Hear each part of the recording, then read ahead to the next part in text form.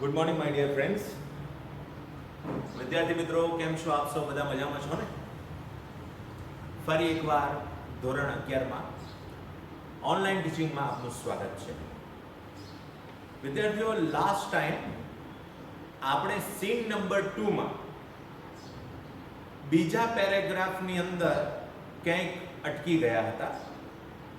તો જે કંઈ પણ આપણે લાસ્ટ પીરિયડમાં લાસ્ટ વિડીયોમાં આપણે અભ્યાસ કર્યો હતો એની પ્રાથમિક માહિતી મેળવી લઈએ અને ત્યાર પછી આપણે આગળ વધીએ. જેમ કે અરુણિમા સિન્હાની વાત આપણે કરીએ તો સીન નંબર 2 ની અંદર એવું કહેવામાં આવ્યું હતું કે એમ્સ હોસ્પિટલ દિલ્હીની અંદર એમને દાખલ કરવામાં આવ્યા હતા. પ્રાઇમ મિનિસ્ટર ઓફ ઇન્ડિયાના હસ્તક્ષેપ હેઠળ સમગ્ર ટ્રીટમેન્ટનો ખર્ચ આપણા ભારત સરકારે, કેન્દ્ર સરકારે શું કર્યો હતો તો કે ઉઠાવ્યો હતો. બરોબર છે. બીજું એ કે દિલ્હીના જેટલા પણ ફેરિયાઓ હતા, રિક્ષા ચાલકો હતા, નૌજવાનો હતા, એ બધાએ એમને સપોર્ટ માટે એક માર્ચ, એક કૂચ કાઢી હતી. બરોબર છે. અને ધીરે ધીરે પછી એમની શું આવી, રિકવરી આવી, એમની તબિયતમાં સુધારો પણ આવ્યો. અને એક દિવસ સવારની વાત છે કે જ્યારે તેઓ ઘરે બેઠા હતા ત્યારે એમના જીજાજી, જેમનું નામ છે સાહિબ, એમની બહેન લક્ષ્મીના પતિ, જેમનું નામ શું છે, સાહિબ, એમણે અચાનક જ શું કહેવાય, અરુણિમા સિન્હાને કહી દીધું કે ભાઈ તમે એવરેસ્ટ ચડવાના છો. બરાબર છે. અને તે સમયે શું થઈ રહ્યું હતું તો કે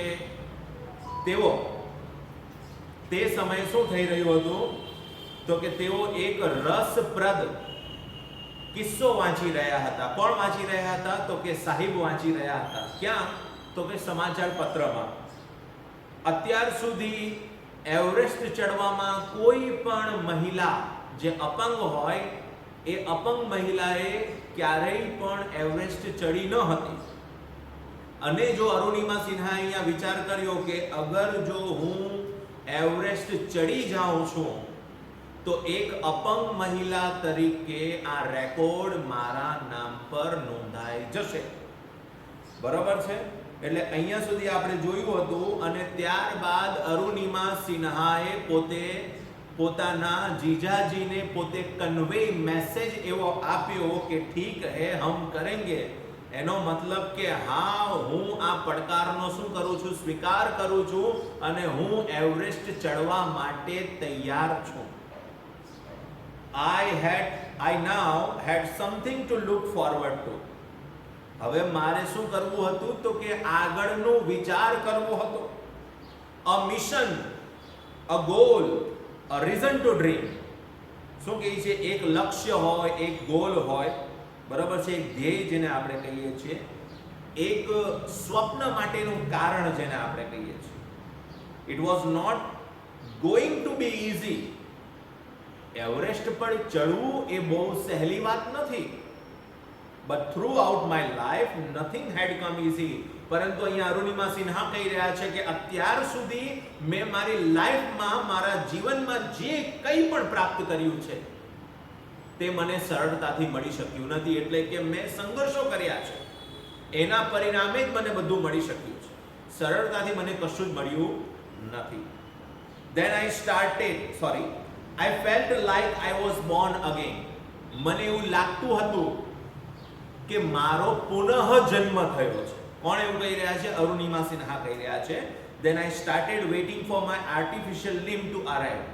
હવે હું શું કરી રહી હતી તો કે જે પેલો આર્ટિફિશિયલ બનાવટી પગ આવવાનો હતો એની હું રાહ જોઈ રહી હતી. When it finally arrived, જ્યારે તે આવ્યો, I was overjoyed. મારા ઉત્સાહનો તો પાર જ ન રહ્યો. હું ખૂબ જ ખુશખુશાલ થઈ ગઈ હતી. The artificial leg felt almost like my real leg. Arunima Sinha કહી રહ્યા છે કે મારો આર્ટિફિશિયલ લેગ એટલે કે બનાવટી પગ લગભગ કેવો હતો તો કે રિયલ લેગ એટલે કે બિલકુલ જે વાસ્તવિક પગ હોય છે એના જેવો જ દેખાતો હતો, એના જેવો જ હતો. I could hardly feel the difference. ભાગ્યે જ મને આ તફાવતનો ખ્યાલ આવતો હતો. I had started falling in love with this stranger whom I was wedded for life. શું કહે છે કે મેં શું કર્યું તો કે એ આર્ટિફિશિયલ પગના પ્રેમમાં પડી. અહીંયા વિદ્યાર્થીઓ પ્રેમમાં પડી એનો મતલબ એમ નહીં કે આપણે કોઈને પ્રેમ કરીએ છીએ એવો પ્રેમ, એ પ્રેમ નહીં. વાસ્તવિકતા અહીંયા એવી છે કે અરુણિમા સિન્હાનો ડાબો પગ હવે રહ્યો નથી. બરાબર છે? આ જીવન એટલે કે જ્યાં સુધી આ દુનિયામાં આપણું શું કહેવાય અસ્તિત્વ છે ત્યાં સુધી એ આર્ટિફિશિયલ પગ જ આપણો શું છે તો કે સહારો છે.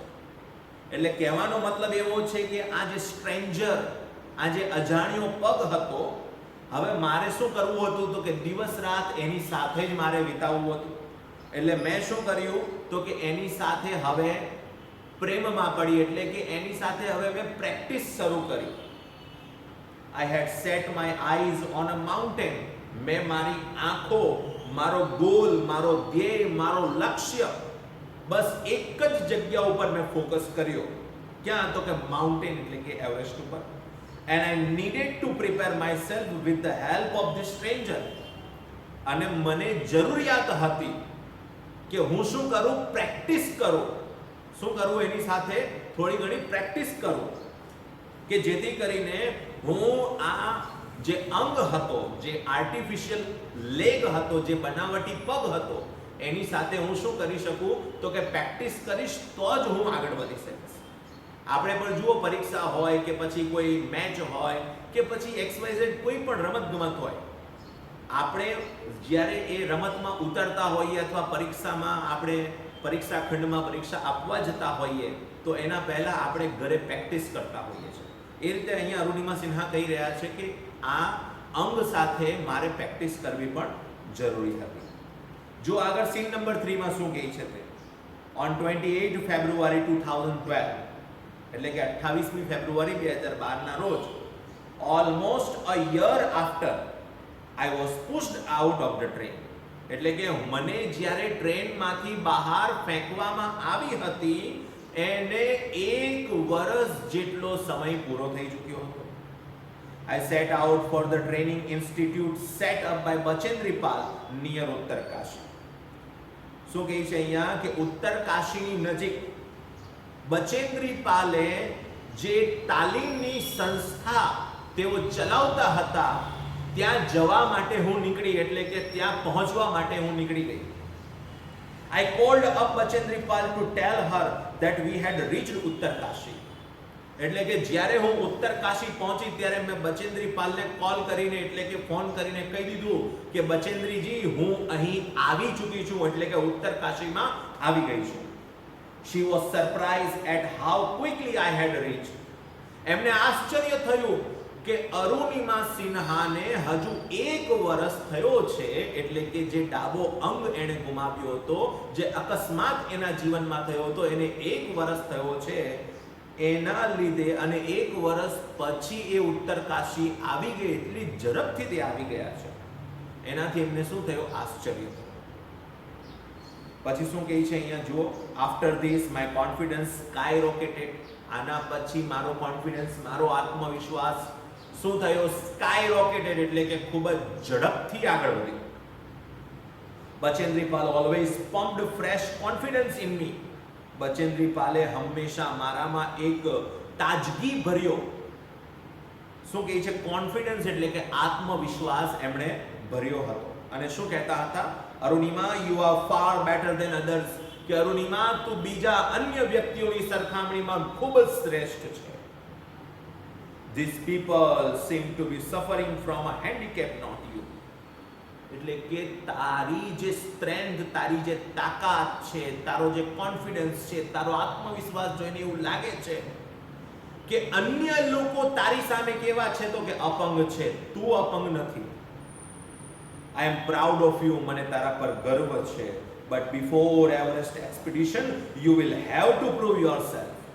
એટલે કે એવરેસ્ટના ચઢાણ તારે ચડવું હોય એના પહેલા તારે શું કરવું પડશે, તારી જાતની સાબિતી આપવી પડશે.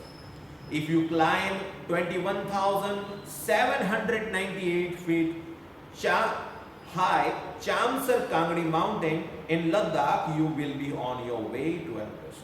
એટલે કે તારે જો એવરેસ્ટ ચડવું હોય તો પહેલા તારે શું કરવું પડશે?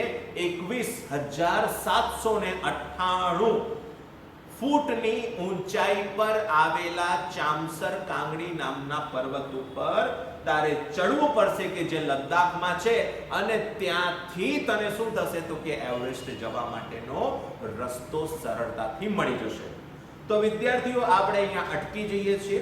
અહીંયાથી આગળ આપણે નેક્સ્ટ વિડીયોમાં વધીશું. ત્યાં સુધી thank you for the day and have a nice day.